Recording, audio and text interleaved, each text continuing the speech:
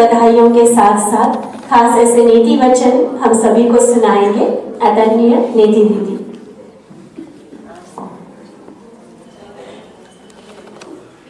ओम शांति।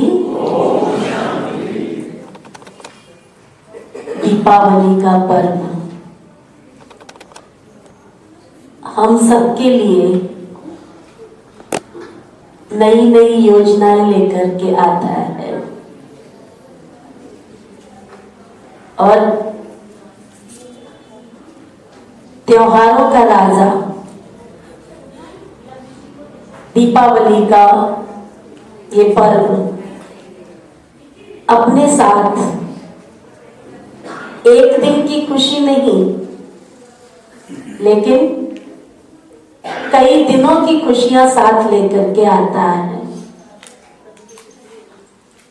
शरद पूर्णिमा से हम दीपावली के पर्व में प्रवेश कर जाते हैं। तो मेरा चिंतन चल रहा था कि जब शरद पूर्णिमा होती है, चंद्रमा अपनी पूरी 16 कला से पूर्ण धरती पर अपने प्रकाश की सुंदर छटा बिखेर रहा होता है और उसमें जो हम सभी जानते हैं कि कृष्ण की महारास लीला उसका गायन है। गोप और गोपियों के मिलन का वो सुंदर नजारा उस शरद पूर्णिमा की रात में छिपा हुआ है। तो मेरा चिंतन चल रहा था, श्री कृष्ण का जन्म हुआ तो रात में, शरद पूर्णिमा में रास किया तो रात में, और जब दीपावली का पर्व आया तो वो भी काली रात में। दुनिया की कई रातें अच्छी नहीं मानी जाती हैं और जहां तक है कि रात में कोई शुभ कार्य नहीं किए जाते हिंदू संस्कृति के अंदर। किसी ने गृह प्रवेश करना हो तो रात में करते हैं क्या? बच्चे को स्कूल में भेजना हो तो रात में भेजते हैं क्या? आपने अपनी दुकान का शुभ मुहूर्त निकाला हो तो रात में निकालते हैं क्या? तो मैं इन सब रातों का चिंतन कर रही थी कि ये कौन सी रातें हैं जिसमें सुखद घड़ियां समाई हुई हैं। शरद पूर्णिमा आती है, हमको खुशी होती है, हम छत पर जाते हैं, कुछ नहीं तो गुनगुना के टहल के तो आ ही जाते हैं, अगर रास नहीं किया तो कोई बात नहीं। लेकिन आकाश की तरफ नजरें उठाकर उस सुंदर मनोरम दृश्य को जरूर निहारते हैं। जन्माष्टमी की रात आती है, सड़कों पर गली मोहल्लों में चहल पहल होती है। सुंदर नजारा देखने के लिए हम एक घर से दूसरे घर, एक गली से दूसरी गली, एक शहर से दूसरे शहर जरूर जाते हैं। और कल की जो रात थी, उस रात में भी हमने देखा कि सबके घर दीपकों से जगमगा रहे थे। मॉडर्न जमाना है तो लड़ियों से जगमगा रहे थे, पुराना जमाना था तो देसी घी के दिए जलाए जाते थे, जगमग तो होती थी ना।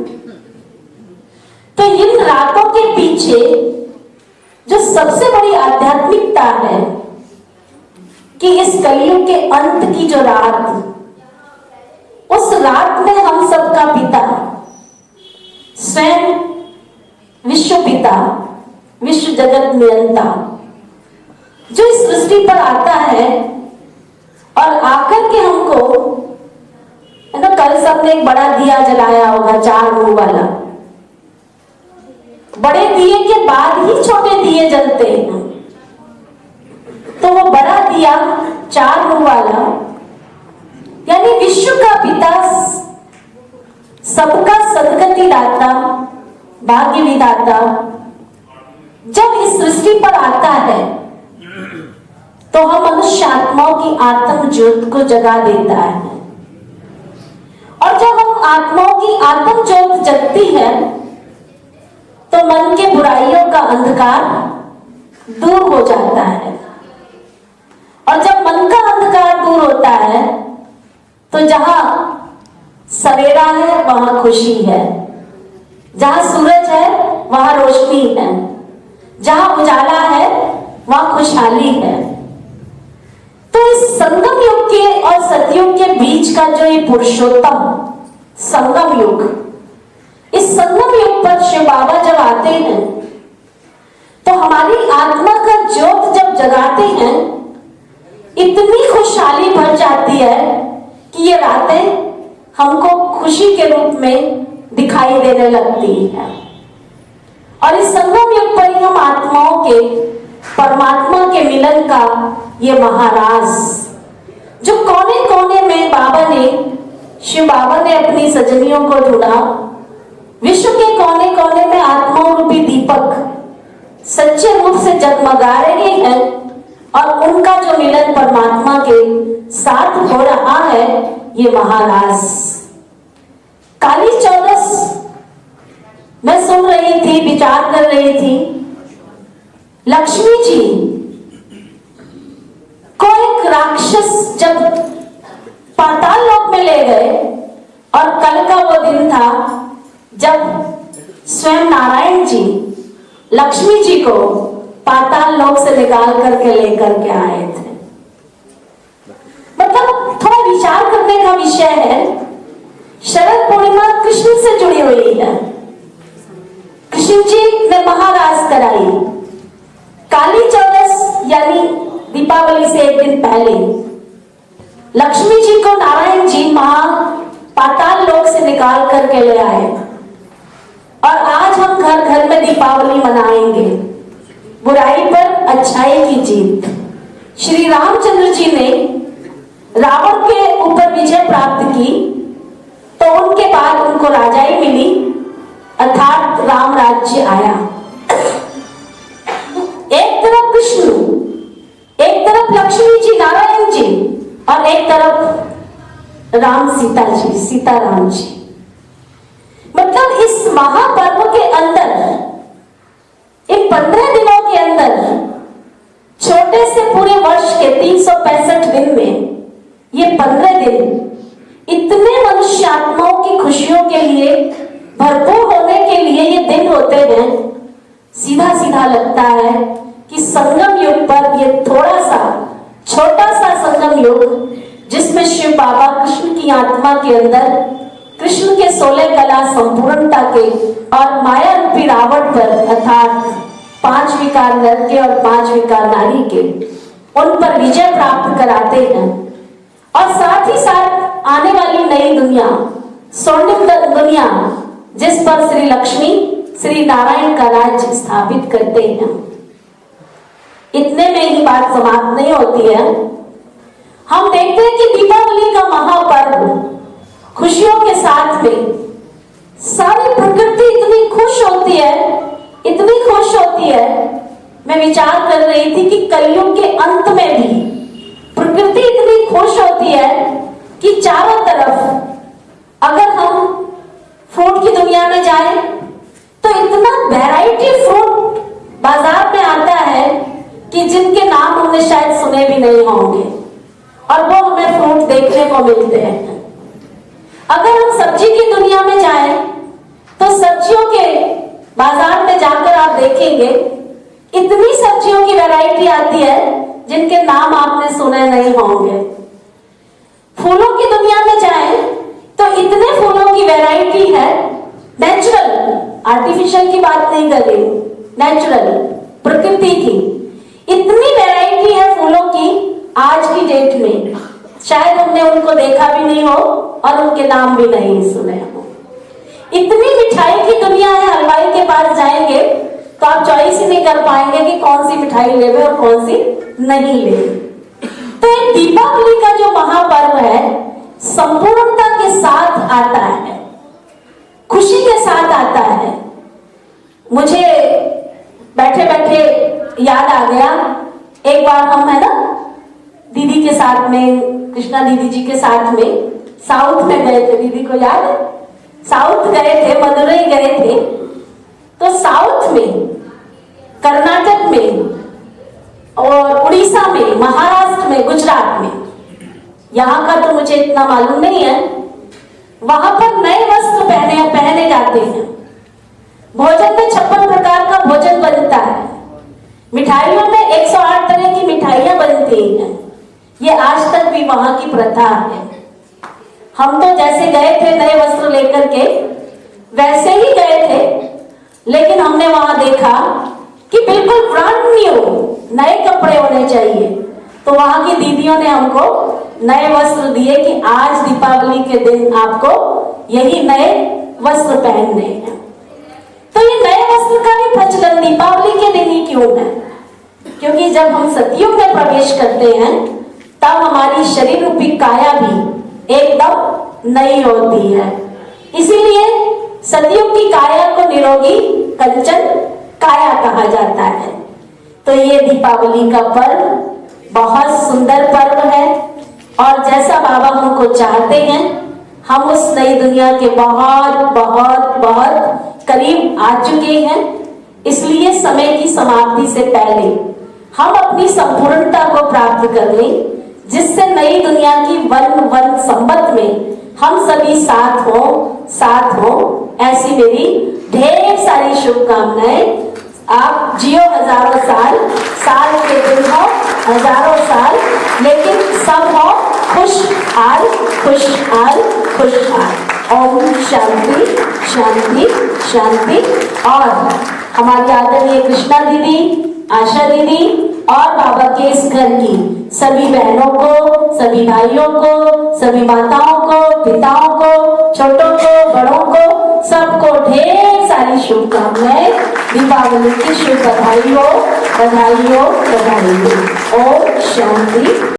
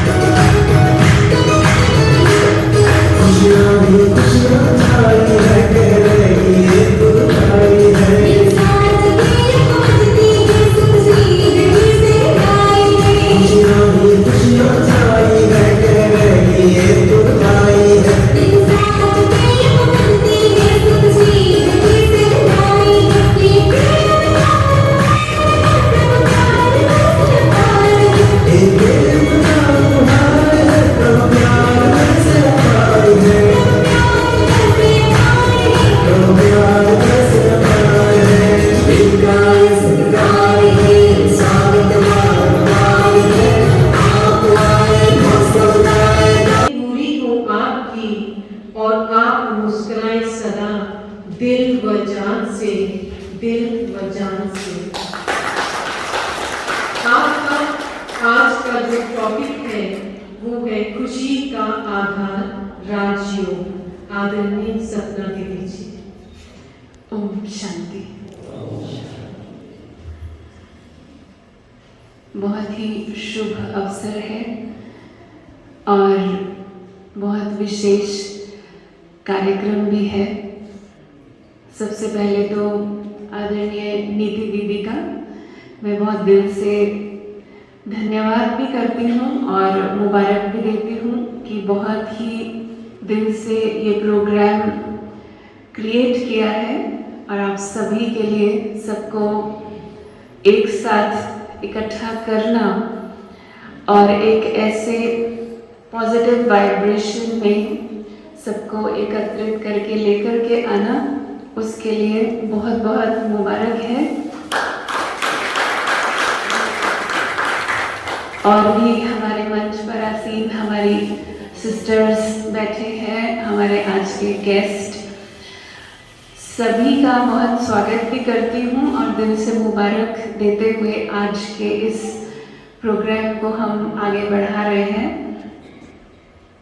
जैसा कि दिवाली का सीजन चल रहा है और दिवाली से दो बातें तो सबसे पहले याद आती हैं।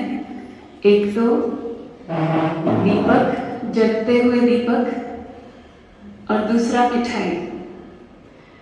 ये दो चीजें तो सबको सबसे पहले जैसे ही दिवाली की तैयारी शुरू करेंगे, लेकिन इससे भी पहले याद आती है दिवाली की सफाई, जो काफी दिन पहले से हम शुरू कर देते हैं ताकि श्री लक्ष्मी जी का आह्वान कर सकें।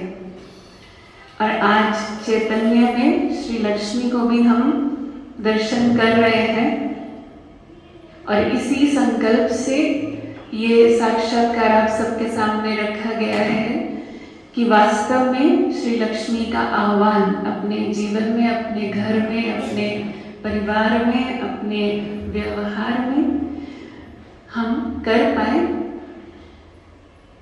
तो ये सब कुछ कुल मिला करके अगर इसे एक शब्द के अंदर एसेंसफुली हम बोलें तो सब चीजों का सार है खुशी। अगर किसी से भी पूछा जाए कि जीवन में क्या चाहिए, अगर एक ही शब्द में आंसर करना हो तो क्या कहेंगे? खुशी। हम अपने लिए भी और अपनों के लिए भी हमेशा खुशी की उम्मीद भी रखते हैं, शुभकामनाएं देते हैं, गुड विशेस, बेस्ट विशेस हम शेयर करते रहेंगे फेस्टिवल के दिनों में और हैप्पीनेस, पीस, प्रॉस्पेरिटी यही बात करेंगे ना, जिसे भी विश करेंगे कि खुशी और शांति रहे। अब अल्टीमेटली हम सबका गोल, हम सबका लक्ष्य यही है, फाइनल डेस्टिनेशन यही है कि मुझे अपने जीवन में खुशी, आनंद की प्राप्ति चाहिए।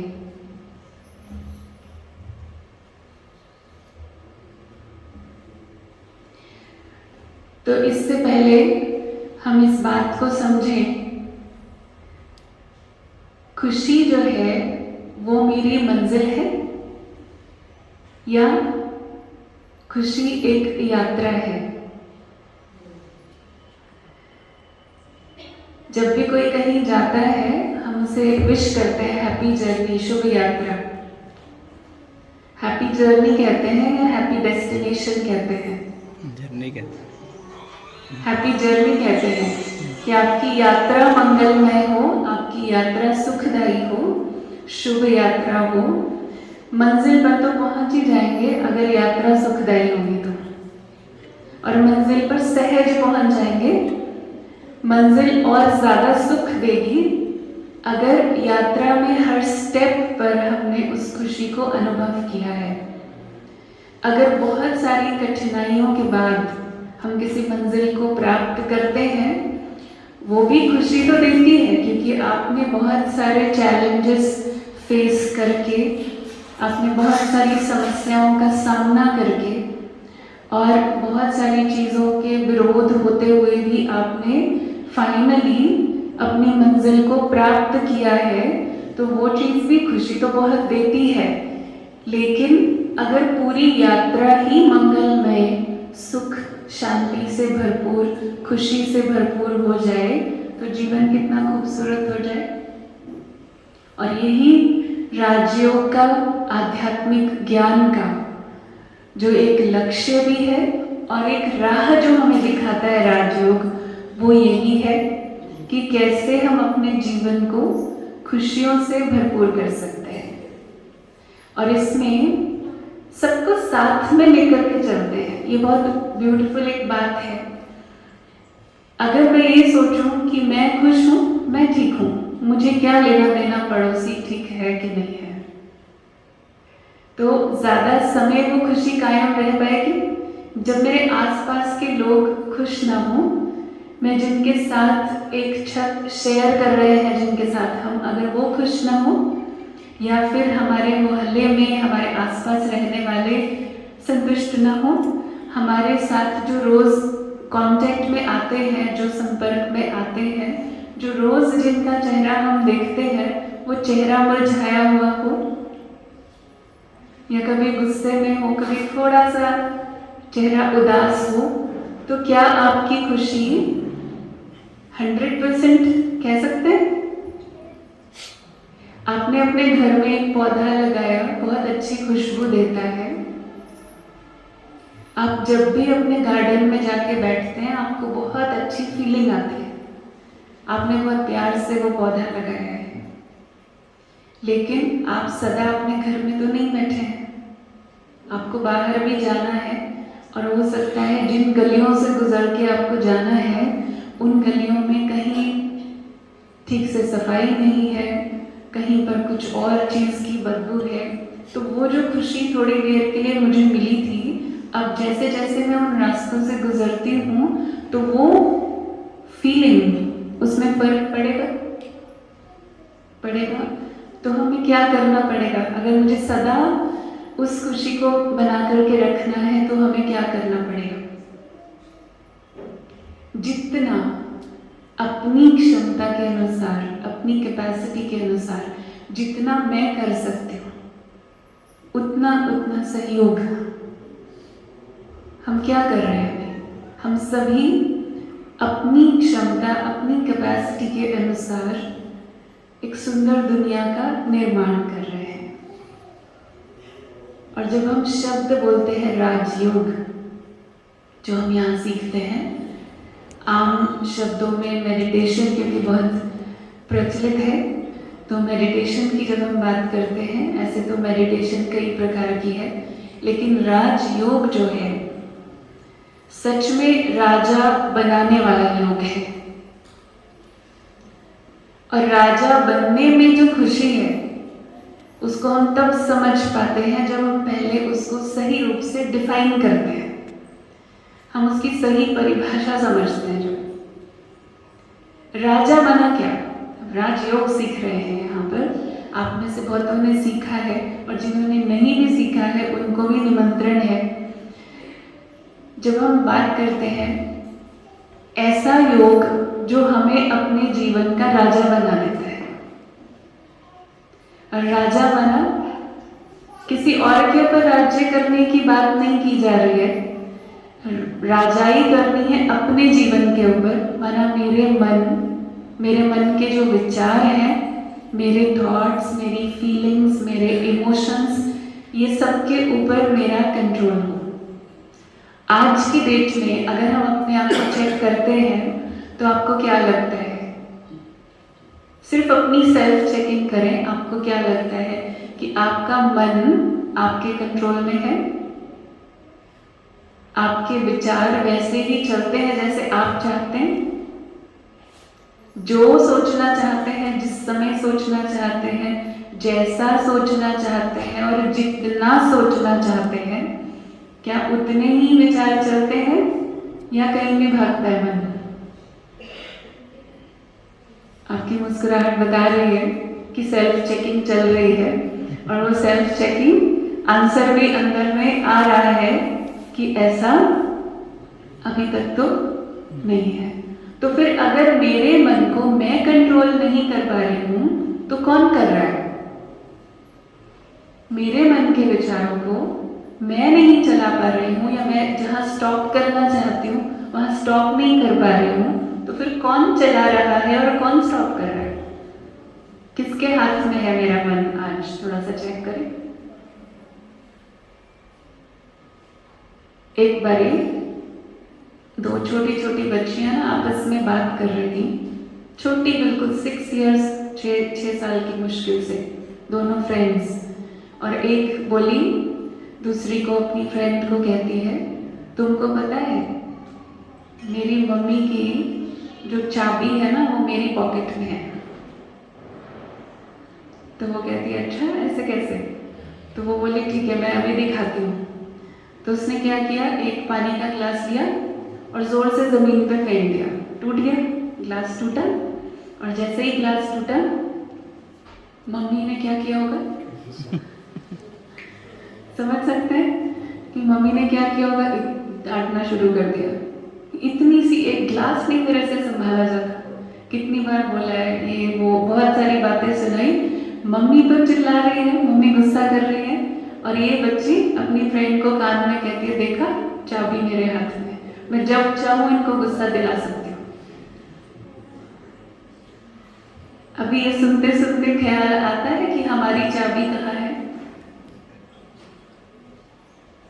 और एक चाबी नहीं है, आपकी चाबी की बहुत सारी कॉपीज बनी हुई है, और वो कॉपीज पता नहीं किस किस को दी हुई है, कितनों को दी हुई है। सोच के देखिए, जो जो हमारे लाइफ में, हमारे संपर्क में हर रोज आता है, हम अपनी चाबी जो भी आता है आइए उसको दे देते हैं। अब वो जैसा बिहेव करेगा, वो जैसा चलाएगा, या अगर मेरे हिसाब से चलेगा तो मैं खुश, और मेरे हिसाब से नहीं चला तो कहाँ है चाबी? मेरी चाबी मेरे को छोड़ के बाकी सबके पास है, ऐसा है। और राजयोग क्या है? वो सारी चाबियां वापस लेनी है और वापस मेरी पॉकेट में आनी चाहिए। ये है राजयोग, कि मेरी चाबी, मेरा कंट्रोल मेरे हाथ में वापस आना चाहिए। और एक छोटे से 3 साल के बच्चे को भी बताया आज कि आपकी चाबी कहाँ है। देखते हैं ना, छोटे छोटे बच्चे भी, उसको पता होता है कि ये मेरे कौन से एक्शन से पापा खुश होते हैं, मम्मी खुश होते हैं, कौन से एक्शन से इनको गुस्सा आता है। देखते हैं ना अपने आसपास। तो उस इतने से तो हमने चाबी दे रखी है। उतना ही नहीं, घर में जो मेड आती है ना, अगर सफाई करने आती है, उसको भी चाबी दी हुई है। अगर उसने ठीक से सफाई नहीं करी तो मूड कैसा हो जाता है? आप सोच के देखिए, हम बात कर रहे हैं राजा बनने की, हम बात कर रहे हैं जहां मेरे जीवन का कंट्रोल मेरे पास आ जाए वापस। और आज स्थिति क्या है? मेरा कंट्रोल मुझे छोड़ के बाकी सब कर रहे हैं। दादी जानकी कहते थे कि दिन में आपका चेहरा 12 बार बदलता है। आपने कभी नोट किया आपका चेहरा दिन में कितनी बार बदलता है? बदलता है। अभी ज्यादा टाइम नहीं हुआ है, सुबह से जब से आप उठे होंगे, अभी आधा दिन भी बीता नहीं है। इस आधे दिन में भी आपका चेहरा कितनी बार बदला होगा? कई बार बदल गया होगा। किसी को लगता है कि सुबह से जब से मैं उठा तब से लेकर के अभी तक एक जैसा है मेरा चेहरा, बदला नहीं है। Face is the index of mind. चेहरा तो बताता है ना, सच बोलता है, उसमें भी आंखें तो बिल्कुल सच बोलती हैं। कोई है ऐसा जिसको लगता है? तो हाथ खड़ा कर सकते हैं कि सुबह से उठने से लेकर के अभी तक एक बार भी मेरा चेहरा बदला नहीं। अभी तक में भी बहुत बार बदला है, और सारा दिन में बार बार बदलता है। जितनी बार बदलता है, हमको ये देखना है कि किस आधार से बदल रहा है, किस किसके कारण से बदल रहा है, मेरे अपने कारण से या किसी और के कारण से, ये देखना है। ज्यादातर क्या कहेंगे, किसी और के कारण से ही बदलता है ना ज्यादातर। हाथ खड़ा कर सकते हैं अगर आप एग्री करते हैं तो इतना तो हम मान रहे हैं कि चाबी हमारे हाथ में नहीं है और उसको हमको वापस लेना है। ऊपर जो बैठे हैं उनको भी लेना है, वापस चाहिए अपना कंट्रोल। तो इसीलिए इस चीज को अंडरस्टैंड करने के लिए इसे जब हमें पूरी तरह से समझना है और उसमें राजयोग हमारी मदद करता है। अभी जो सोफे पर बैठे हैं वो तो शायद मुश्किल होगा, लेकिन जो कुर्सियों पर बैठे हैं उनसे हम एक सवाल पूछते हैं। आप जिस कुर्सी पर बैठे हैं आपको क्या लगता है, आप कुर्सी से ज्यादा शक्तिशाली हैं या कुर्सी ज्यादा शक्तिशाली है? ज्यादा पावर किसमें है, कुर्सी में या आप में? सोच के बताइएगा, टेस्ट होने वाला है। किसमें ज्यादा शक्ति है? कुर्सी पे आके देख सकते हैं जो सोफे पर है, चेक करके देख लीजिए किसमें ज्यादा शक्ति है। जिसको लगता है मैं पावरफुल हूं, कुर्सी से ज्यादा शक्ति मेरे में, हाथ खड़ा करिए। टेस्ट आने वाला है जी। ओके ठीक है, अभी क्या करेंगे, जिनको करना है वो चेयर पे आकर के कर सकते हैं। मैं आपको थोड़ा सा इंस्ट्रक्शंस देती हूँ। तो आप जिस कुर्सी पे बैठे हैं हाथ में जो पकड़ा है एक बार छोड़ दीजिए, मैंने आपके हाथ फ्री होने चाहिए। आप अगर ट्राई करना चाहते हैं तो आप चेयर पे आ सकते हैं। तो आपकी जो बैक है, आपकी पीठ बिल्कुल कुर्सी के बैक के साथ लगी हो। चेयर वाले कर पाएंगे, सोफे वाले नहीं कर पाएंगे। और आपके दोनों हाथों से आप जो कुर्सी है उसके बाजुओं को पकड़ लीजिए। याद रहे आपकी पीठ कुर्सी के साथ ही लगी रहे। अब आप इस कुर्सी को उठाएंगे। मैं देख रही हूँ जो कह रहे थे हम पावरफुल हैं। उठाइए। नहीं उठा सकते? इतनी जल्दी तो हार नहीं मारनी चाहिए। ट्राई कीजिए। नहीं, हिलाना नहीं है, उठाना है, लिफ्ट करना। किसी से भी नहीं हो रहा। कौन पावरफुल है, आप या कुर्सी? दे दी पावर कुर्सी को। अभी छोड़ दीजिए कुर्सी को और खड़े हो जाइए। खड़े हो जाइए। अभी कैसे भी उठाइए, चेयर को उठाइए, आराम से उठाइए। जैसे ही आप, अभी अपने लिए ताली बजा दीजिए, अभी आप शक्तिशाली हो गए। Thank you.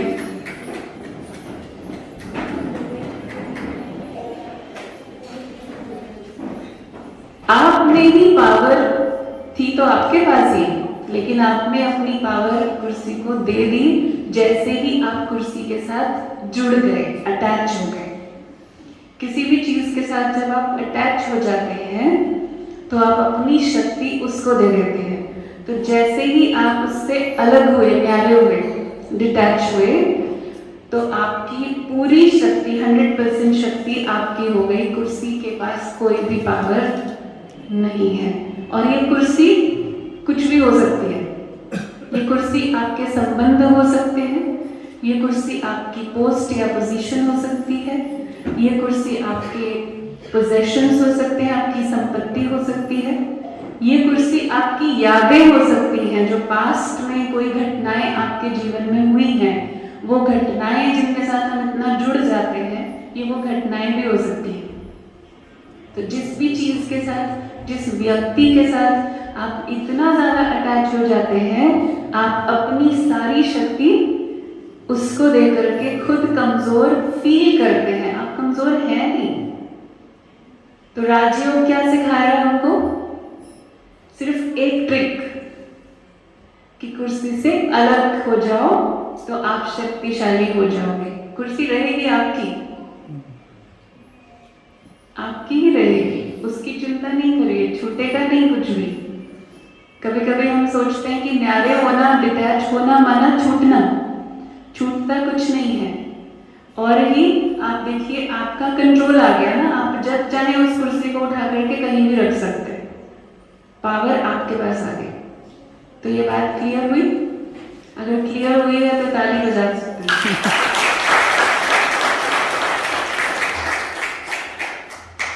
तो इसलिए ये जो जीवन की चीजें, जो भी हमारे आसपास लोग हैं, संबंध हैं, जो भी चीजें दुनिया में हमें इस जीवन में मिली हैं, ये हमें इस्तेमाल करने के लिए तो मिली है, यूज करने के लिए मिली है। हम आए यहाँ पर, हमें सब कुछ मिला, भगवान ने दिया है, सबको दिया है, लेकिन उसके पीछे जो राज है उसको याद रखते हैं अगर, क्योंकि राजयोग भी है, बहुत सारे राज हमें जीवन के स्पष्ट होते हैं इससे। और जो हमारे यहाँ पे एक स्लोगन लिखा रहता है कि जो राज को जानता है वो नाराज नहीं होता। हम नाराज तो नहीं होते, जो राज को जानता है वो नाराज होता भी नहीं और नाराज करता भी नहीं। एक और स्लोगन लिखा रहता है कि जो अपनी शान में रहता है वो परेशान नहीं होता, क्योंकि परेशान माना शान से दूर हो गए। जब हम अपनी शान से दूर हो गए माना अपने स्वमान से, अपनी सही परिचय से जब हम दूर हो गए, हमने दूसरी चीजों को अपना परिचय बना लिया, चीजों को, घर को, मकान को, दुकान को, हमने पोजीशन को अपना परिचय बना लिया, तब हम परेशान हुए, परे हो गए ना। अभी ये माइक बहुत अच्छा है, पसंद आया, अच्छा लग रहा है मुझे, मैंने यूज किया, मुझे बहुत पसंद आया, लेकिन मुझे तो 1 घंटा ज्यादा से ज्यादा ऐसे यूज करना है, इससे ज्यादा मुझे इजाजत नहीं है ना, टाइम लिमिट है। अब इसके बाद जब मुझे अपना भाषण समाप्त करना है, उसके बाद ये माइक यहाँ का यहाँ रहा और मैं अपने रास्ते, ऐसा ही है। माइक बहुत अच्छा है लेकिन मेरा नहीं है, और ये बहुत खुशी की बात है, ये सबसे बड़ी गुड न्यूज है कि ये माइक बहुत अच्छा है लेकिन ये मेरा नहीं है। क्यों? प्रॉब्लम कहाँ शुरू होती है? अभी मैंने कहा दीदी माइक बहुत अच्छा है, तो दीदी ने कहा सपना बहन आप ले जाओ, ये आपको अच्छा लगा, आप ले जाओ, आपको गिफ्ट में दे देते हैं। प्रॉब्लम शुरू हो गई, पता है? जैसे ही उन्होंने कहा आप ले जाओ, अब जब उन्होंने मुझे दिया, गिफ्ट हो गया, तो ये मेरा हो गया। ये जहां मेरा हुआ, समस्याओं की सीरीज शुरू हो गई, क्योंकि अभी मेरा नहीं था, मैं निश्चिंत आराम से यूज करके, कितनी देर की इसकी गारंटी है, वारंटी है, मेरे को कोई लेना देना नहीं है ना। लेकिन जब ये मेरा है तो फिर मुझे पूरा देखना पड़ेगा कब तक की गारंटी है, और फिर अगर ये टूट गया तो, अगर चुरा लिया गया तो, अगर गिर गया तो, अगर गुम हो गया तो ये वाले सारे थॉट्स कहां से शुरू हुए? जैसे ये मेरा हुआ, मैं कितनी सुखी थी जब ये मेरा नहीं था। हमारी भी इस दुनिया में आने के बाद यही प्रॉब्लम शुरू हुई है, और सिर्फ यहां तक समाप्त नहीं होती प्रॉब्लम, यहां तक खत्म नहीं हुई है। अब संकल्प चलने शुरू हो गए, गिर गया तो, टूट गया तो, अगले प्रोग्राम में अगर नहीं चला तो फिर संकल्प पता है क्या आएगा? अगला थॉट आएगा, एक और चाहिए, क्योंकि अगर ये खराब हो गया तो स्टैंड बाय एक और होना चाहिए ना। फिर पहले एक भी नहीं था तो सुखी थी, अब एक है तो एक और चाहिए, और स्टोरी वहां भी खत्म नहीं होती, उसके बाद एक और, फिर और, फिर और, फिर और ये चलता ही रहता है। ऐसा है, सच है, ये सच है, लेकिन ये सच हमने बना दिया, ये सच था नहीं। सच ये है कि जब तक है यूज करना है, उसके बाद इसको यहीं छोड़ के जाना है। आप कहीं पर भी जाते हैं, आप घूमने गए, आप 2 दिन होटल में रुके, गेस्ट हाउस में रुके, 2 दिन बहुत अच्छा आपको इंतजाम मिला, वहाँ पर फर्नीचर भी बहुत अच्छा है, बेड बहुत अच्छा है, सब कुछ बहुत कंफर्टेबल है, सारे साधन है। लेकिन आपको कितने दिन स्टे करना है? 2 दिन आप सिर्फ वहाँ रुकेंगे। तीसरे दिन जब आप जाएंगे तो कितना भी कंफर्टेबल सोफा है साथ लेकर नहीं जाएंगे, और ये आपको अच्छी तरह से पता है, अच्छी तरह से पता है। इसलिए तीसरे दिन आपको कष्ट नहीं होता, आपको पहले से पता है मुझे छोड़ के जाना है। और अगर 10 दिन रहना है तो, अगर 10 दिन रहना है तो भी 11वें दिन छोड़ के जाना है। और अगर 10 साल रहना है तो भी छोड़ के जाना है। और अगर 100 साल रहना है तो भी छोड़ के जाना है। सिर्फ ये बात याद नहीं रहती है। और ये याद, स्मृति, राजयोग क्या कर रहा है? सारा खेल है स्मृति और विस्मृति का। जो बातें हमें विस्मृत हो गई हैं, जो हम भूल गए हैं, वो बातें हम खुद को याद करा रहे हैं। हर रोज की जो हमारी पढ़ाई है वो हमें रोज स्मृति दिलाती है कि इस लाइफ का, इस जीवन का सत्य क्या है। इस बात से अग्री करते हैं सभी, स्वीकार करते हैं? कैसे पता चले स्वीकार करते हैं? तो इसलिए सिर्फ करना क्या है? याद कराना है कि गेस्ट हाउस में बैठे हैं, सब कुछ हमें अवेलेबल है, भगवान ने सब कुछ दिया हुआ है, सब प्रोवाइड किया, हवा, पानी, खाना पीना, एवरीथिंग, सब कुछ दिया हुआ है। लेकिन जिस दिन जाएंगे एक भी चीज साथ नहीं जाएगी। अगर ये याद रहे ना तो सच में राजा जैसी लाइफ हो जाएगी, जो हम राजयोग में सीखते हैं। जैसे हमारी दादी जानकी कहती थी कि जेब खाली है, जेब खाली, लेकिन हम जगत के वाली। और जगत का वाली, जगत के मालिक वही हो सकता है जिसको कुछ चाहिए नहीं। जब तक हाथ ऐसे है, चाहे मेरे पास कितना भी है, लेकिन जब तक मुझे चाहिए, तो चाहिए माना भिखारी। और चाहे मेरे पास थोड़ा है लेकिन मैं कंटेंटेड हूँ, संतुष्ट हूँ, चाहिए नहीं, किसी से कुछ चाहिए नहीं, ना मान चाहिए, ना सम्मान चाहिए, ना रिस्पेक्ट चाहिए, कुछ चाहिए नहीं। ना ही अंदर में ये विचार आए कि इसको ऐसे करना चाहिए, ये भी तो चाहिए है ना, इसको ऐसे नहीं करना चाहिए, ये भी तो चाहिए है ना। जहां भी चाहिए शब्द आया वहां पर गुलामी आ गई। इस गुलामी से हमको मुक्त करता है राजयोग, क्योंकि गुलाम कभी खुश नहीं रह सकता। हम बात कर रहे हैं कि राजयोग से खुशी, और जब तक गुलामी से मुक्त नहीं होंगे तब तक खुशी नहीं आ सकती। अब एक छोटी सी, आप बैठे हैं बहुत देर से, तो एक छोटी सी एक्टिविटी करें। सभी थोड़ी देर के लिए खड़े हो सकते हैं।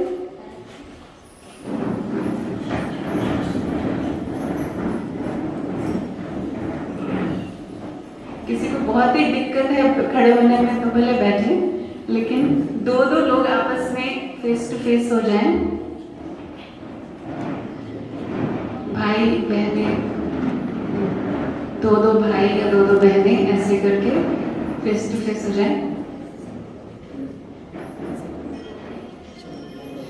अभी मैं थोड़ा सा आपको बताती हूँ कि आपको करना क्या है। आप में से 2 में से हम आपस में ही चुनेंगे, एक मास्टर बनेगा और दूसरा फॉलोअर बनेगा। मास्टर बना जिस मालिक है जो, और थोड़ी देर के बाद फिर हम चेंज करेंगे, मालिक और फॉलोअर चेंज करेंगे। अब जो मालिक है, मास्टर है, म्यूजिक चलेगा और आप कोई भी एक्शन करेंगे, और जो फॉलोअर है, फॉलोअर का काम क्या है? उसको फॉलो करना है। मास्टर अपनी मर्जी से एक्शन करेगा म्यूजिक के साथ, और फॉलोअर ने उसको कॉपी करना है, फॉलो करना है।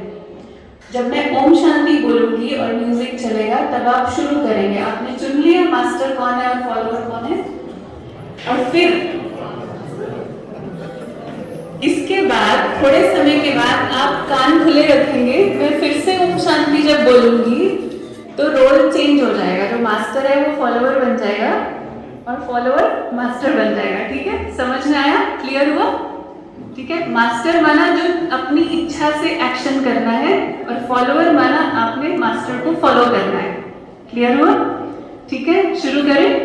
रेडी है सभी? ओम शांति। एक्शन। कुछ भी एक्शन कर सकते हैं।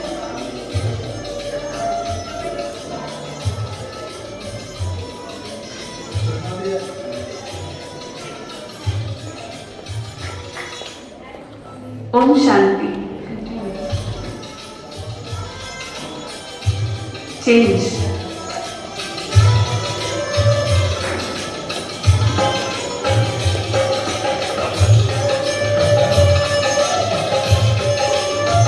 ओम शांति। चेंज। फिर से चेंज।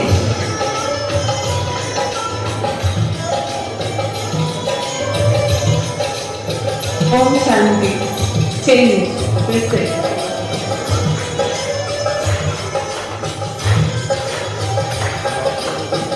ओम शांति।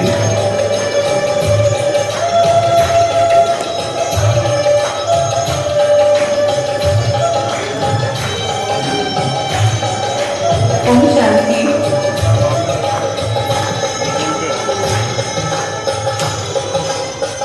ओम शांति। Thank you, thank you. अब अपने लिए ताली बजा देंगे।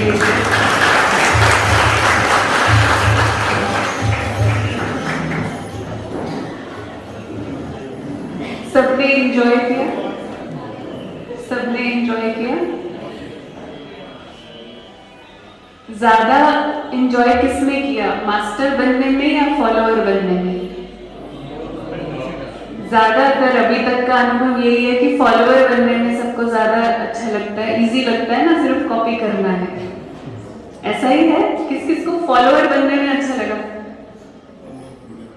हाँ, ये सच है क्योंकि आसान है।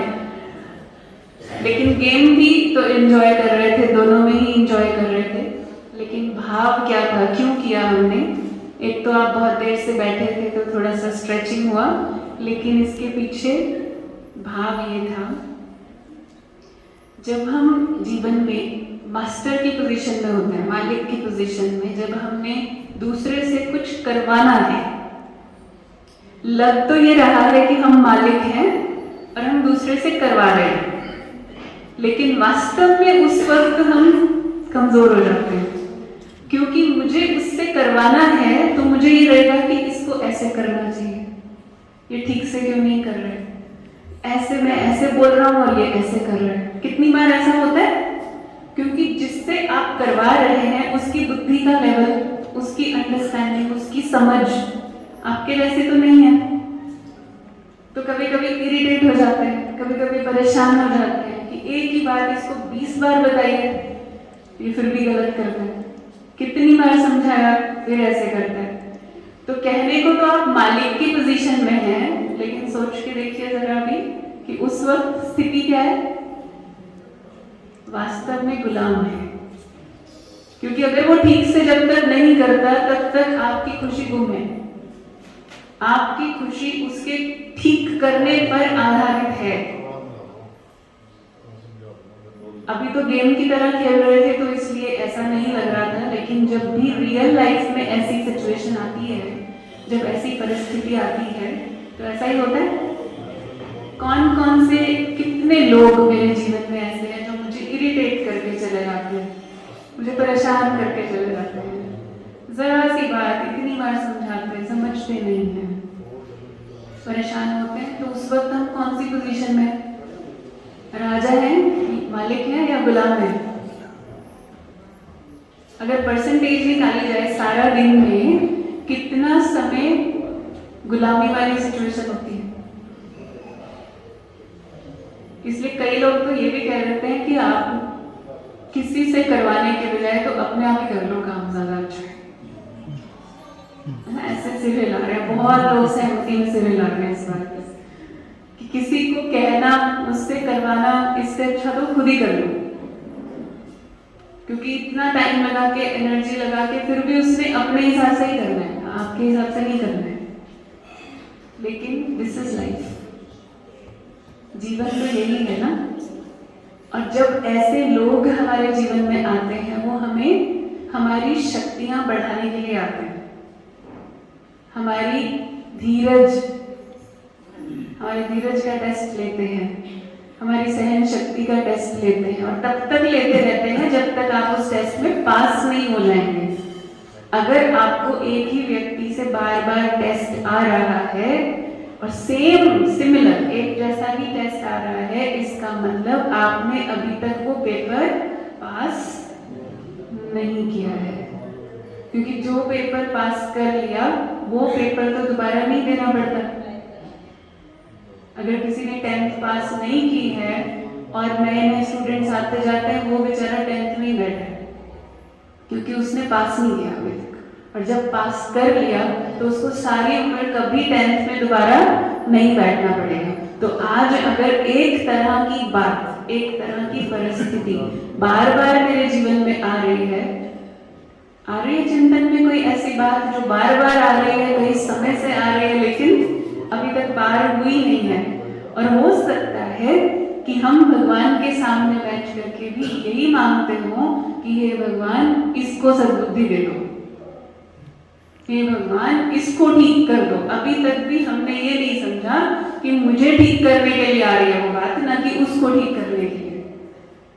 जब तक ये सुई वहां से हटके यहां नहीं लाएंगे ना, कि मेरे अंदर इतनी शक्ति आ जाए कि मुझे इसकी इस बात का असर होना बंद हो जाए, उस दिन टेस्ट पास हो जाएगा। तो अब बैठे बैठे संकल्प करेंगे, कोई ना कोई बात, कोई ना कोई व्यक्ति या कोई ना कोई परिस्थिति तो हर एक को याद आ रही होगी, ऐसी आती है जो बार बार आती है।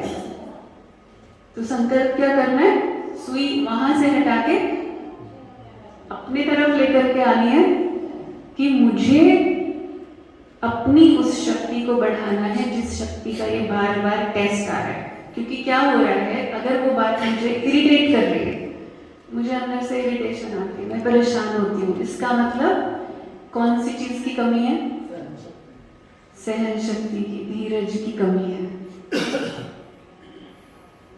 तो मेडिटेशन में हम क्या करते हैं, दादी हमेशा कहती थी सुबह सुबह उठ के 2 गोली खानी है, धीरज और शांति। सुबह सुबह उठ के ये परमात्मा से लेनी है, 2 गोलियां खानी है। ये टॉनिक है, आत्मा का टॉनिक है। आजकल हम शरीर की इम्यूनिटी के ऊपर बहुत ध्यान दे रहे हैं ना, कि इम्यूनिटी बूस्ट होनी चाहिए, फिर बीमारी अटैक नहीं करेगी। तो आत्मा की इम्यूनिटी को बढ़ाने के लिए धीरज और शांति, ये 2 गोली रोज कौन खाएगा, कैसे खाएंगे, वो मेडिटेशन से मिलती है। तो अभी हम उसका थोड़ा सा अभ्यास भी करेंगे, और फिर ये साथ लेके जाना है, और ये पड़ी रहनी चाहिए अपने पास हमेशा, क्योंकि हर रोज ये लेना जरूरी है। सारा दिन में कैसी भी बात आए, कैसी भी परिस्थिति आए, अगर मैंने ये टॉनिक लिया हुआ है तो मुझे उसका इफेक्ट नहीं आएगा। अभी मौसम बदल रहा है, सर्दी आ रही है, दिवाली से तो ठंडी शुरू हो जाती है ना, और किसी किसी को थोड़ा सा मौसम बदलते ही सर्दी जुकाम शुरू हो जाता है, फ्लू शुरू हो जाता है, पर कईयों को कुछ नहीं होता। फर्क कहाँ रह जाता है, मौसम तो वही है, फेस भी हम सब कुछ एक ही बात को कर रहे हैं सभी, फिर फर्क कहाँ रहा।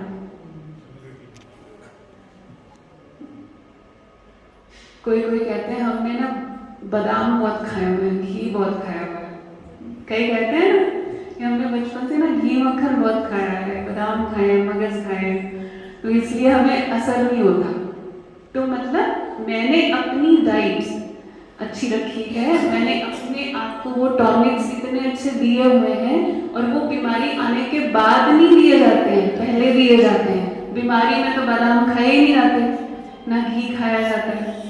तो इसलिए पहले से मुझे वो टॉनिक अपने आप को हर रोज देना है, ताकि मौसम बदले। मौसम तो हर रोज बदलता है ना, देखो लोगों के चेहरे बदलते हैं, उनके मूड्स बदलते हैं, देखते हैं ना, नजरें बदलती हैं, विचार बदलते हैं, उनके हमारे लिए ओपिनियन, हमारे प्रति धारणाएं बदलती हैं। ये मौसम बदलने जैसा ही तो है। हर रोज दिन में कई बार मौसम बदलते हैं, और उस मौसम बदलते में मैं अपनी इम्यूनिटी को स्ट्रांग रख पाऊं, मेरे ऊपर उसका इफेक्ट ना आए। नहीं तो इतनी सी बात का भी इफेक्ट आ जाता है। आज इसने मुझे देख के मुस्कुराया नहीं, सारा दिन परेशान कि मैंने तो उसको नमस्ते की थी और उसने मेरे को वापस देखा भी नहीं। दिन भी कम कह रही हूँ, कई बार तो हफ्ता हफ्ता इसी बात के चिंतन में निकाल देते हैं कि उसने मेरी तरफ स्माइल क्यों नहीं किया। तो सोच सकते हैं कि अंदर की इम्यूनिटी, अंदर की आत्मा की इम्यूनिटी कितनी लो होगी, जो इतनी सी बात का भी प्रभाव आ रहा है। तो अभी करना क्या है हमको? हमें उस ईश्वर पिता से, क्योंकि सोर्स कहाँ है, सारी शक्तियों का सोर्स कौन है? किसी से नहीं मिलेगी।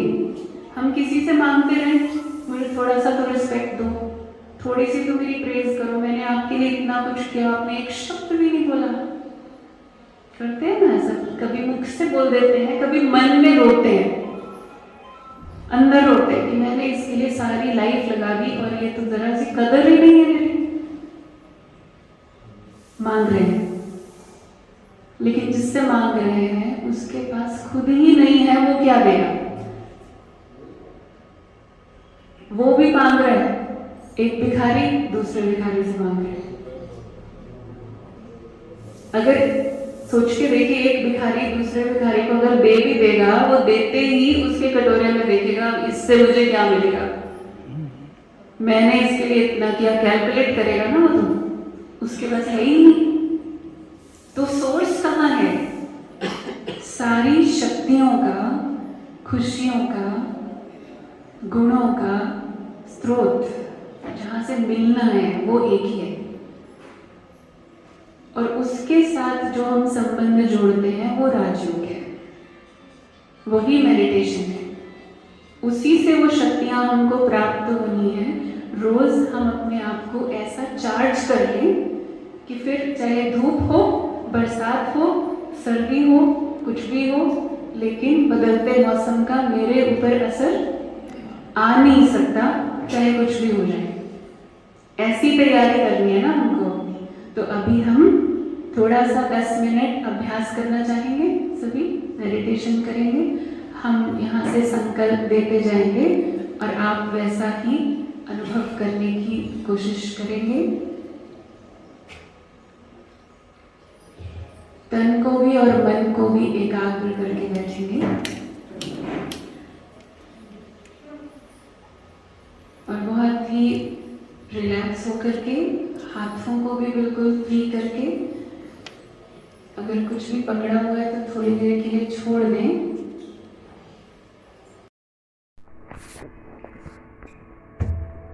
ये थोड़ा सा समय मेरा स्वयं के लिए है।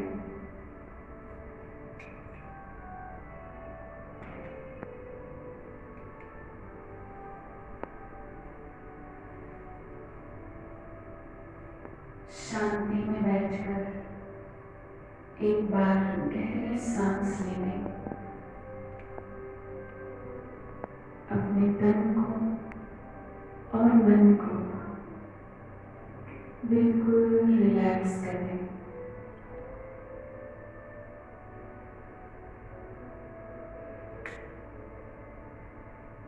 मन ही मन स्वयं से मुलाकात, स्वयं से बात करेंगे।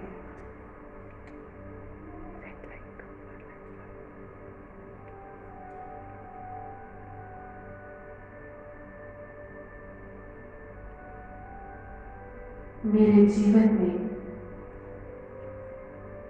सबसे ज्यादा इम्पोर्टेंट क्या है?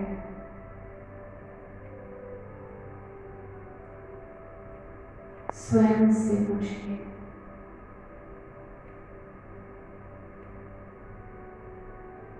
अंदर से ही जवाब आता है। मन की शांति, आंतरिक खुशी,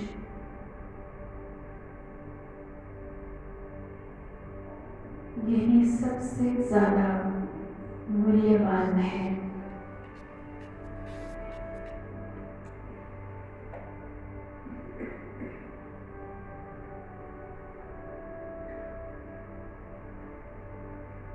आज तक की जीवन की परिस्थितियों को देखें। पिछले कुछ दिनों में कोई ऐसी घटना जिसमें मेरी खुशी थोड़ी कम हो गई, कोई ऐसी बात जिसने मेरी मन की शांति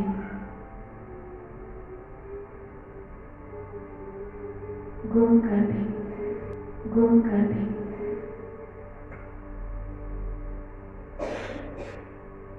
आज इस घड़ी साइलेंस में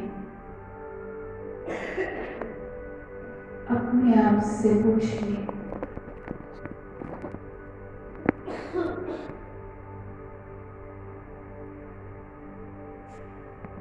उसी परिस्थिति में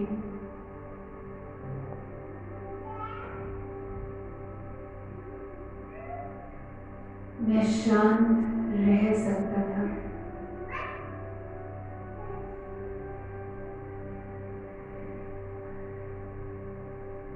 एक बात स्वयं से कह ले, बातें आती हैं, चली जाती हैं, परिस्थितियां आती हैं, चली जाती हैं। आज खुद से एक वायदा करेंगे, कुछ भी हो जाए मेरी खुशी न जाए।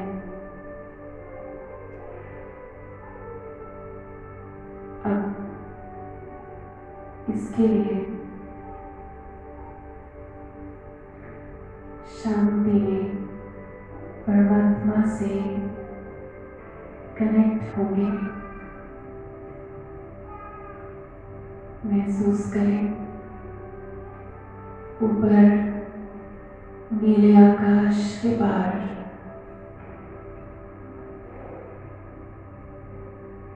एक और प्रकाश की दुनिया, सुनहरी लाल प्रकाश की दुनिया।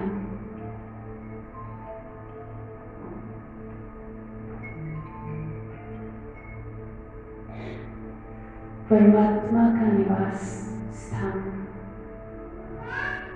वहां पर वो निराकार ज्योति बिंदु स्वरूप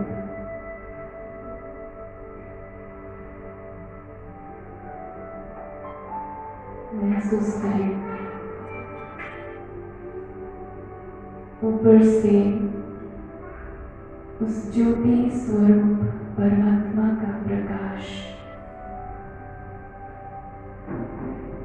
वो शक्तिशाली किरण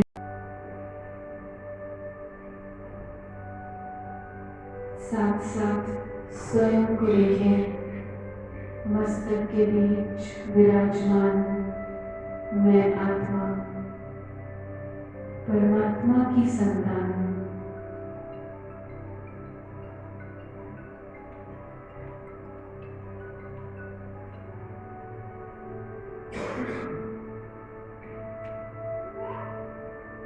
परमात्मा का ये प्रकाश मुझ आत्मा को शक्तिशाली बनाता जा रहा है।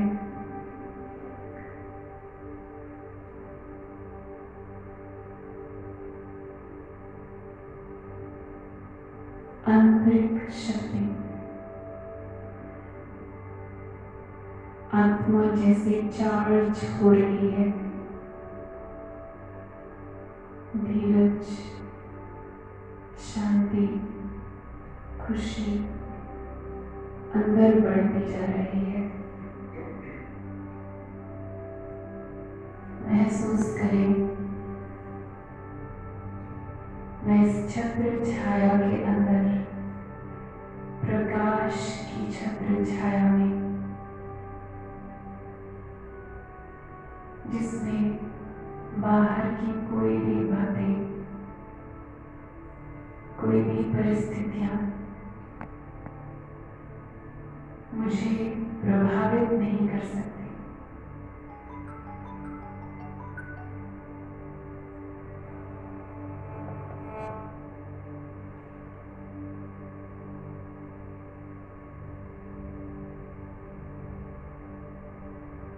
मैं ईश्वर की संतान,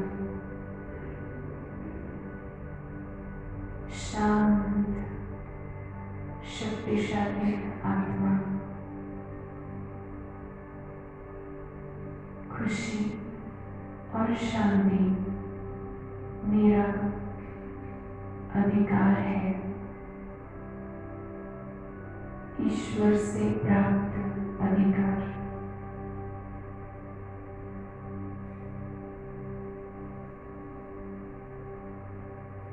ओम शांति। ओम शांति। ओम शांति।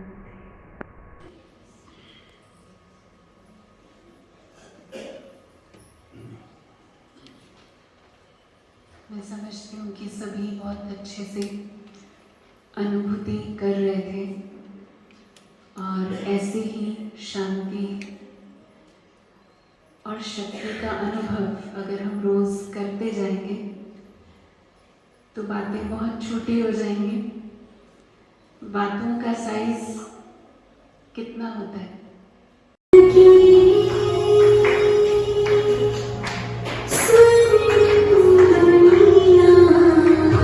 ये नई दुनिया जो आने वाली है, जिसका स्वयं परम पिता परमात्मा निर्माण कर रहे हैं, उसकी बारी नहीं होती है।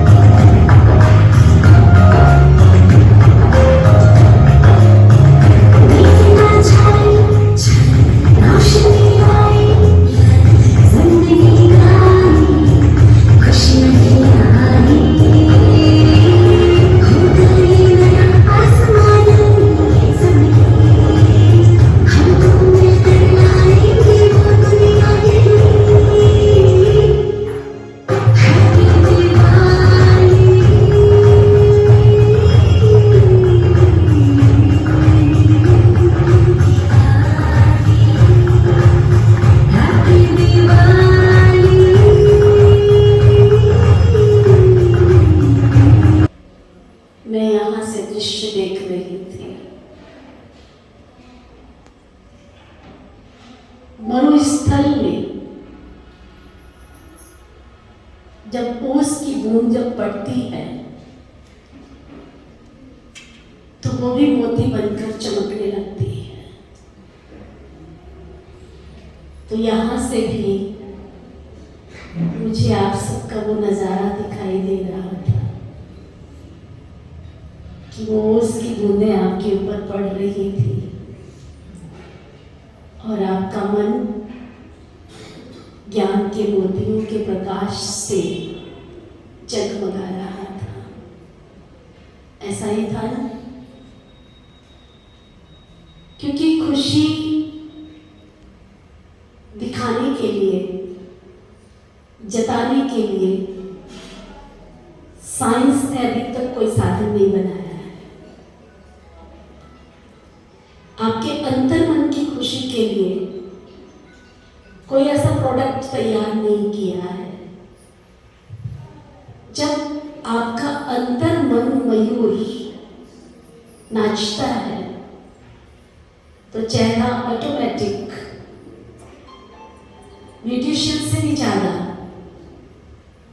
ब्यूटी पार्लर से भी ज्यादा चमक उठता है। तो राजयोग एक ऐसी औषधि है, जैसे हमारी सपना बहन ने कहा कि 2 टैबलेट्स आप साथ रखेंगे, पीस और पेशेंस।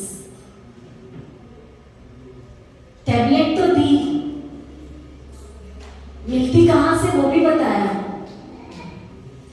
लेकिन टैबलेट को संभालने की डिबिया वो भी तो चाहिए। तो उसके लिए चाहिए अभ्यास। करत करत अभ्यास के जन्मत हो सुजान, रसरी आवत जात है, सिर पर होत निशान। तो जब रोज राशियों का अभ्यास करते हैं और वो अभ्यास धीरे धीरे धीरे धीरे उन ज्ञान के मोतियों से कब भर जाता है हमें मालूम ही नहीं पड़ता। कीचड़ की भरी हुई बाल्टी जब नल के नीचे लगाते हैं, पानी का फोर्स उसके ऊपर होता है ना, भी हो फोर्स है तो जल्दी साफ हो जाता है। बुन बुन जा रहा तो थोड़ा टाइम लग जाता है, लेकिन पानी तो साफ भर जाता है बाल्टी में। कीचड़ कब निकल जाता है मालूम नहीं पड़ता। आज हमारे समाज में कीचड़ निकालने के प्रयत्न किए जा रहे हैं।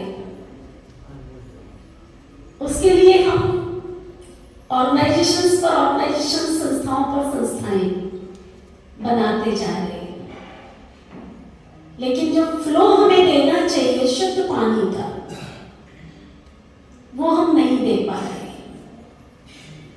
जहां हम 8 लोग इकट्ठे होते हैं, 10 लोग इकट्ठे होते हैं, एक ऑर्गेनाइजेशन बना लेते हैं और महीने 2 महीने के बाद उसमें ये संकल्प करना शुरू हो जाता है अगला लीडर कौन होगा उस ऑर्गेनाइजेशन, और वहां से ईगो प्रॉब्लम्स क्रिएट हो जाती है। और वो ईगो प्रॉब्लम जो आज की समस्या हमारे समाज की, ego problem is the greatest problem, आज के जमाने की सबसे बड़ी प्रॉब्लम है। वो क्रैश होता है, ईगो क्रैश होता है। और जहां हम खुशी के लिए चले थे, वो खुशी फिर से कहीं पर आकर ठहर जाती है और उसमें से एक नई संस्था फिर से निकल आती है। तो हमारी सपना बहन ने जो आधार बताया, मेडिटेशन। मेडिटेशन का सही अर्थ है मनन चिंतन, पॉजिटिविटी, और वो इस विश्वविद्यालय में दी जा रही है। जितना हम पॉजिटिविटी की तरफ जाएंगे, सकारात्मकता की तरफ जाएंगे, उतना हमारे जीवन में भी खुशहाली आएगी, परिवार में भी आएगी, समाज में भी आएगी, देश में भी आएगी, संसार में भी आएगी, दुनिया में भी आएगी। परंतु पहली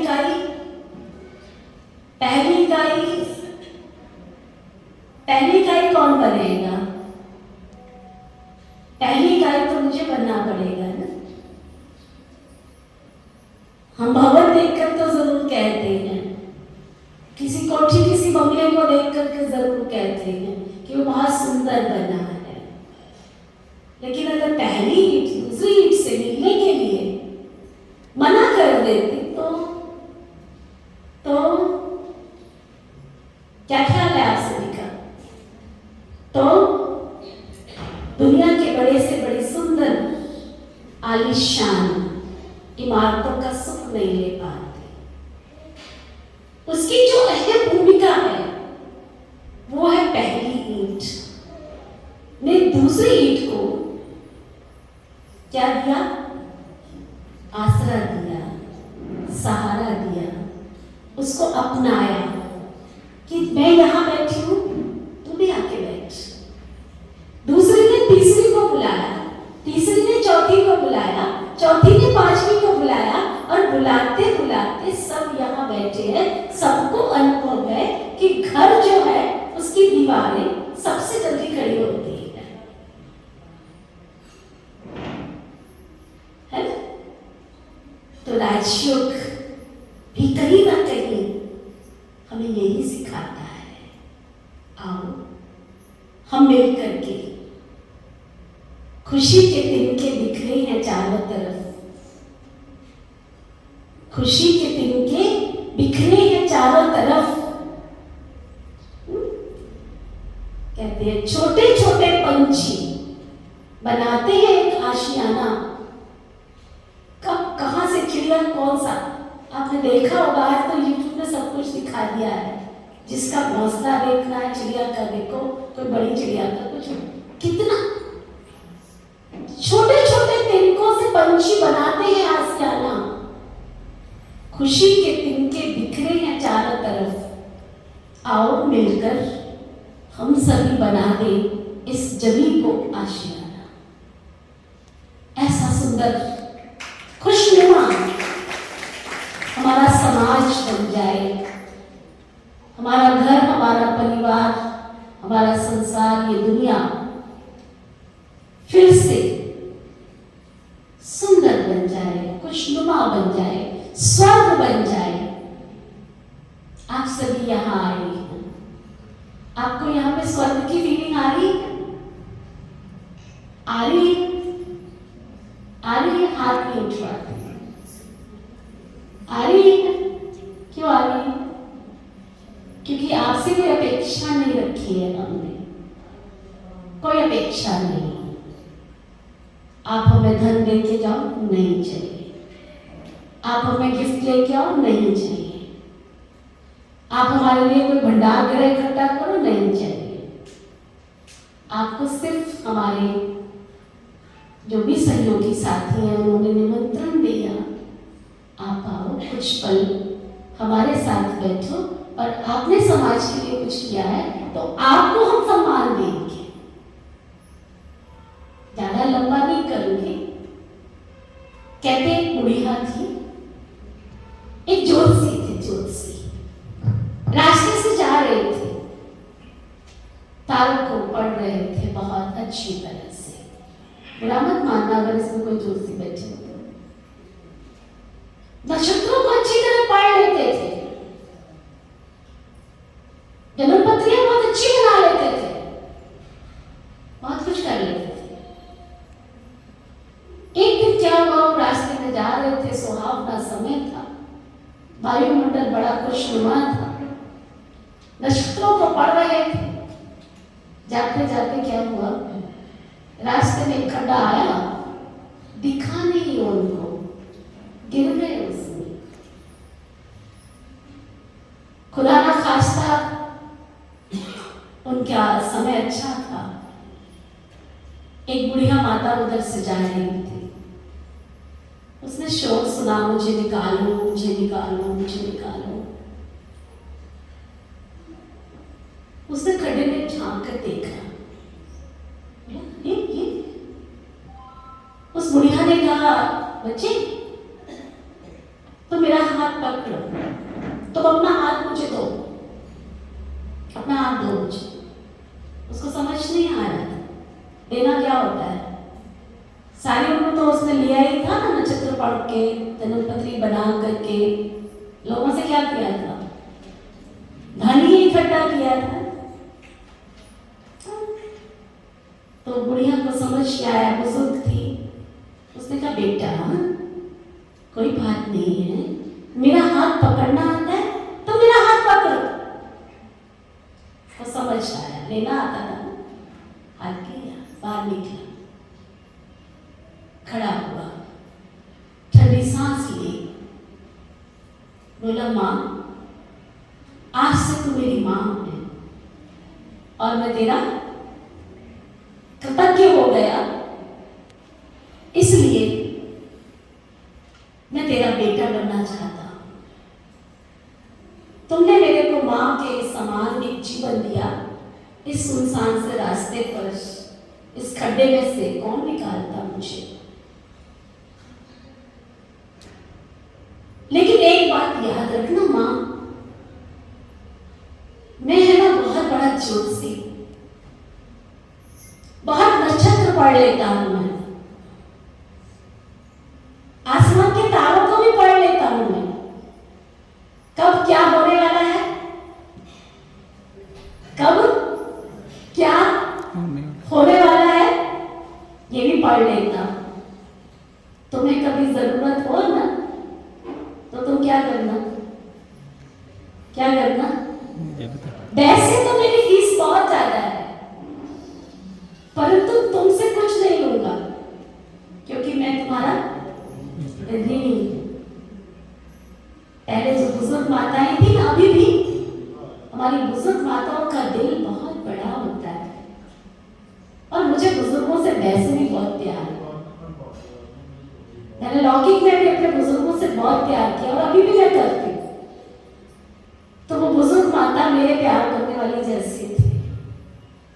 उस माता ने बहुत प्यार से उसको चूमा और कहा बेटा मैं मानती हूँ कि तू बहुत बड़ा ज्योतिषी है, लेकिन मुझे एक बात बता, दुनिया के नक्षत्र तो पढ़ना जानता है, तुझे नहीं पता लगा कि आज खड्डे में गिरने वाला है ना। तो कहने का मतलब कि हम दुनिया को जानने की कोशिश तो बहुत कर रहे हैं, परंतु अपने आप को जानने के लिए, मानने के लिए, और सबसे बड़ी बात, 3 बातें होती हैं, जानना, मानना और समझना। जानने के लिए कभी हम समय निकाल भी लेते हैं, और हमारी सपना दीदी से आप सबने सुना, सुन के उसको स्वीकार भी किया, माना भी, दिल ने स्वीकार भी किया, परंतु जो थर्ड शब्द है समझना, उस समझने के पास आते आते हम कहीं ना कहीं अटक जाते हैं कि हमको तो बहुत कुछ पता है, मैं वही ईगो क्रैश कर जाता है। तो मीठे भाई और बहनों, आज के इस सभा में आप सभी यहाँ पर पहुंचे हैं। हमारी सविता बहन ने भी आपको एकता का पाठ पढ़ाया और मुझे भी खुशी हुई कि आज एकता दिवस सारा विश्व मना रहा है, और बाबा की इस प्रभु अनुभूति भवन में वसुदेव कुटुंबकम की सभा सामने बैठी है। इस सभा में सभी हैं, जात पात पूछे न कोई, हरि को भजे सो हरि को कोई, सब बाबा के बच्चे यहाँ बैठे हैं। तो क्यों ना हम सब इस माला में पिरो जाएं और अपने ईगो को खत्म करके कुछ पल अपने आप को जानने के लिए, अपने आप को समझने के लिए, अपने आप को मानने के लिए निकाल लें। तो इस श्री विश्वविद्यालय के अंदर सुबह और शाम मेडिटेशन शिविर कराया जाता है, मेडिटेशन की क्लासेस चलती हैं। रेगुलर आने वाले सुबह 7 से 8 क्लास करते हैं, बाकी ऑनलाइन भी सुविधा है, और 7 डेज कोर्स, 3 डेज कोर्स भी होते हैं। तो जो भी भाई बहन अगर करना चाहें कर सकते हैं, समय बहुत थोड़ा है, इसलिए आने वाली परिस्थितियों को, आने वाले समय को समझने से पहले, उन परिस्थितियों को फेस करने से पहले हम अपने अंदर एनर्जी बढ़ा ले एनर्जी का कैप्सूल, हम खाने की शक्ति ले लें तो बहुत अच्छा लगेगा। सपना दीदी की एक बात से मुझे एक बात और चल रही थी। दीपावली का त्योहार है, पहले लोग सोने चांदी के बर्तन गिफ्ट में दिया करते थे। ट्रेंड चेंज हुआ, लोग अच्छे अच्छे वस्त्र देने लगे, लोगों की पसंद चेंज हुई, लोग मिठाई आदान प्रदान करने लगे। स्वास्थ्य ने जवाब दिया, मिठाई का ट्रेंड चेंज हुआ। फिर आया बिस्किट, बेकरी सामान। अभी समय चेंज हुआ, ट्रेंड चेंज हुआ, लोग फ्रूट की तरफ आ रहे हैं। तो मैं सोच रही थी आने वाले समय में कहीं ऐसा ना हो कि लोग दवाई के पत्ते भी आदान प्रदान करना शुरू करें।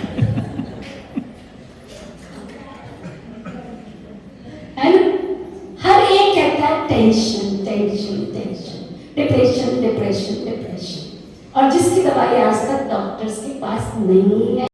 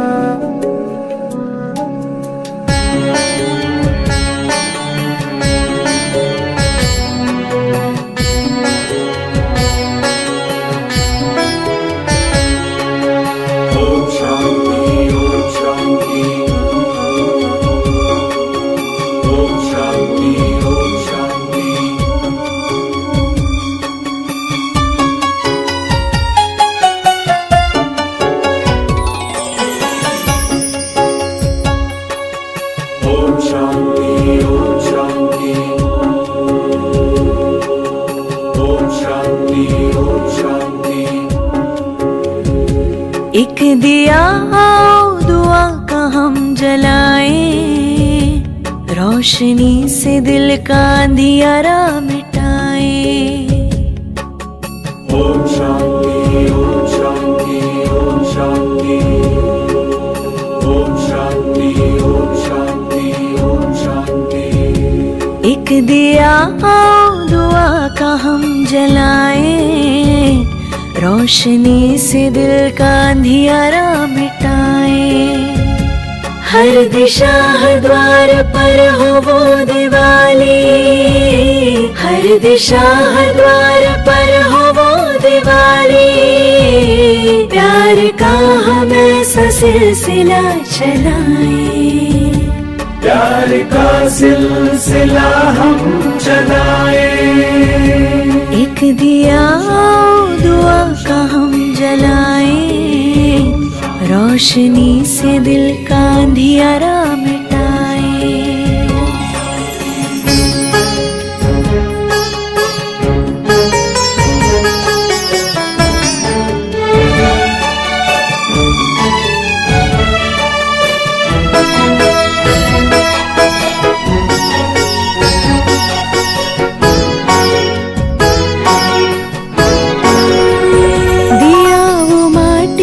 जो आंधियों से लड़ता है, तू दाता का दिया क्यों मुश्किलों से डरता है। दिया वो माटी का जो आंधियों से लड़ता है, तू दाता का दिया क्यों मुश्किलों से डरता है। ऐसे ख्यालों से जहां को जगमगाए,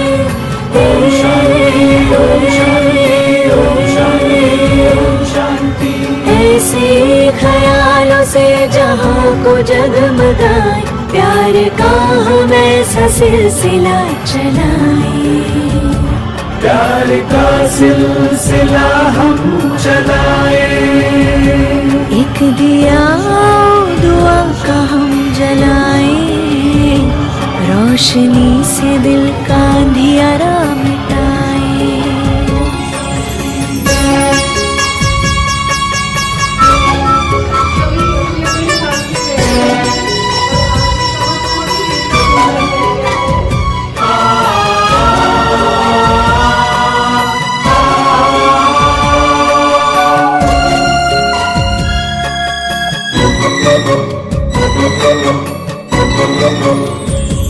आंधियों से लड़ते दियों को बचा ले हम, उम्मीद के दियों को फिर से जला ले हम। आंधियों से लड़ते दियों को बचा ले हम, उम्मीद के दियों को फिर से जला ले हम। आस की विश्वास की ज्योति जगाए,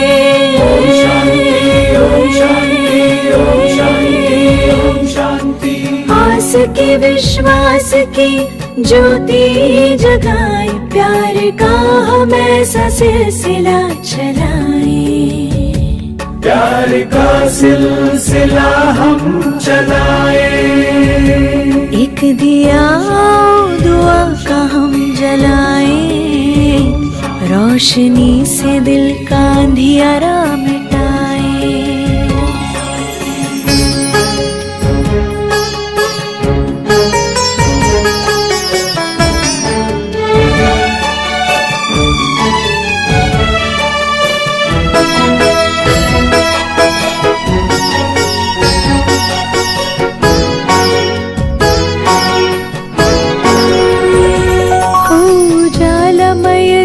सभी के वास्ते रहम खुदा का हो मिलने के रास्ते। हो उजाला मयस्सर सभी के वास्ते, रहम खुदा का हो मिलने के रास्ते। हम खुदाए नूर का दरिया बहाए, ओम शांति ओम शांति ओम शांति ओम शांति। खुदाए नूर का दरिया बहाए, प्यार का हम ऐसा सिलसिला चलाए, प्यार का सिलसिला हम चलाए। एक दिया दुआ का हम जलाए, रोशनी से दिल का अंधियारा मिटाए।